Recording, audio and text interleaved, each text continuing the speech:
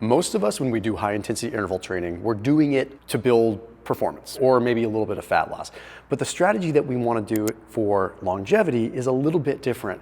And this is based upon a fair amount of literature, because when you look at the longevity science, VO2 max is pretty much the largest predictive indicator of our all-cause mortality. And if you look at a study that was published in the American College of Cardiology, they took a look at VO2 max and found that VO2 max was the largest predictive indicator of all-cause mortality.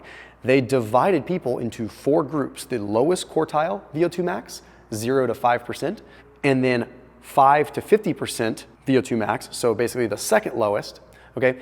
And then the 2 best groups, so 50 to 95% VO2 max and the top 5%.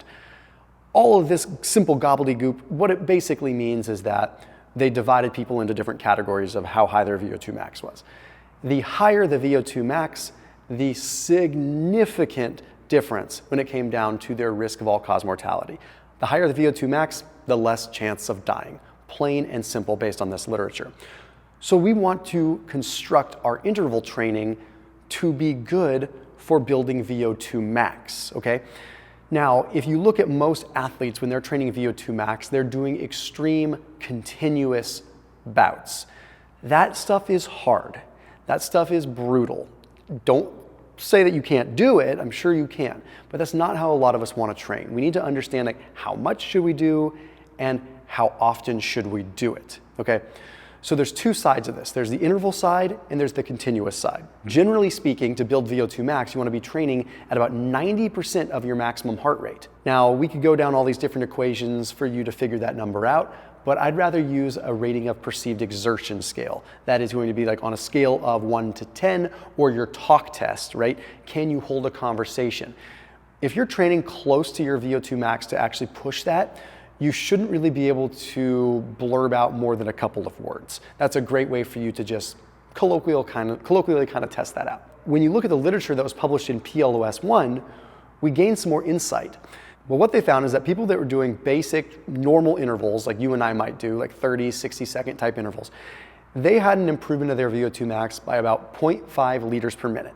Not too shabby, but what they saw is that if they were doing longer intervals, but also occasionally did continuous training, they saw an improvement of 0.8 to 0.9 liters per minute. That's almost double. I mean, that's a significant amount more.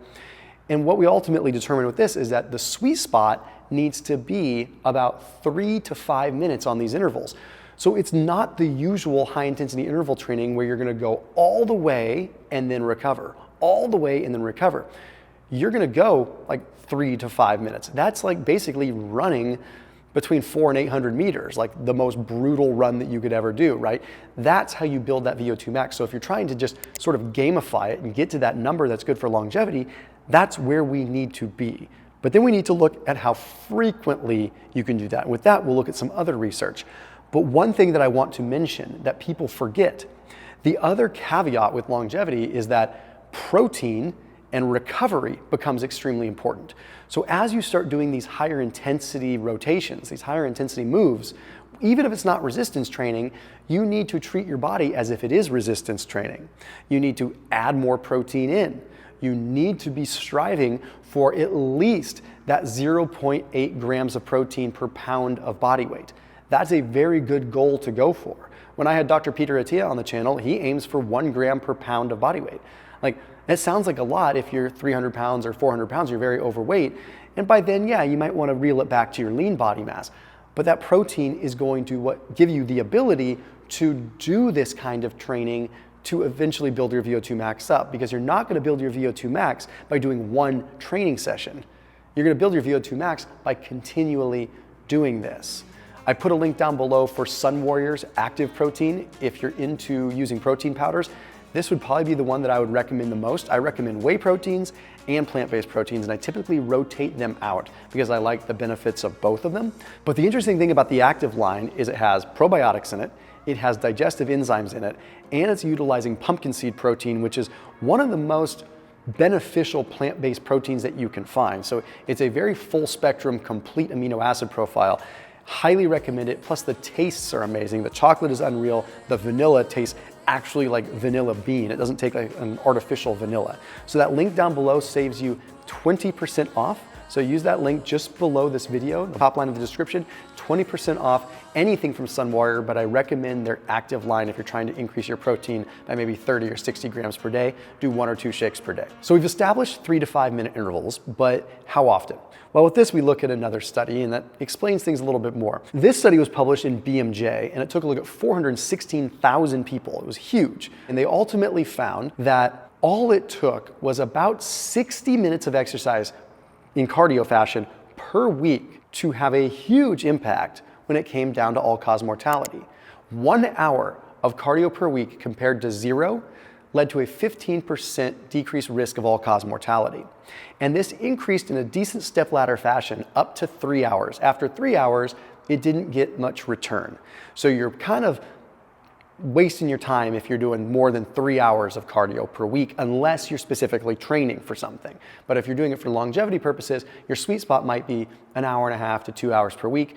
And finding that minimum effective dose of 1 hour per week at a high enough intensity is what you really want to aim for. So what that would look like, if you're doing 3 to 5 minute intervals, I would recommend doing something like 3 minutes or 5 minutes, and then taking sort of a 2 to 1 or 2 to like 0.5 sort of recovery ratio. So basically go run for 5 minutes and then maybe recover for 2.5 to 3.5 minutes and then do it again. But if you follow my math here, if you did 10 minutes of total working intervals per day, that's all you would need to meet that minimum effective requirement. So you could literally do 2 intervals and call it a day, like just doing that daily. Or you could do slightly longer bouts 3 days per week. And then resistance training comes in a different category. There was another study that was published in BMJ that was interesting that found that you really only need 1 to 2 days per week of strength training. And that 1 to 2 days per week of strength training would actually increase or decrease your risk of all-cause mortality an additional 11% on top of the cardio 15%. So there you have it. You have your cardio where you do it 3 or 4 days per week with maybe 20 minutes of intervals, and then you do your resistance training a couple days per week, and you've got the perfect longevity protocol that's not that complicated. So as always, keep it locked in here on my channel. See you tomorrow.